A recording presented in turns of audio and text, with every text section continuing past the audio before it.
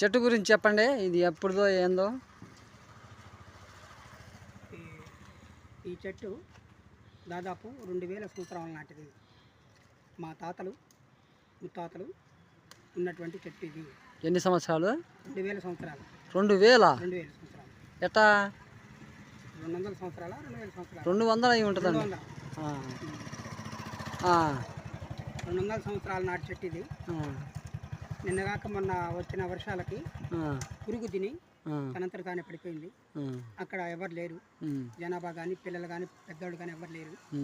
అది దైవ మహత్యం అన్నమాట. భగవంతుడు అనేవాడు ఉన్నాడు అనేటువంటి దానికి నిదర్శనం అన్నమాట ఇది. కనుక ఒక్క జనాభా లేరు కాబట్టి అమ్మవారి దగ్గర అమ్మవారికి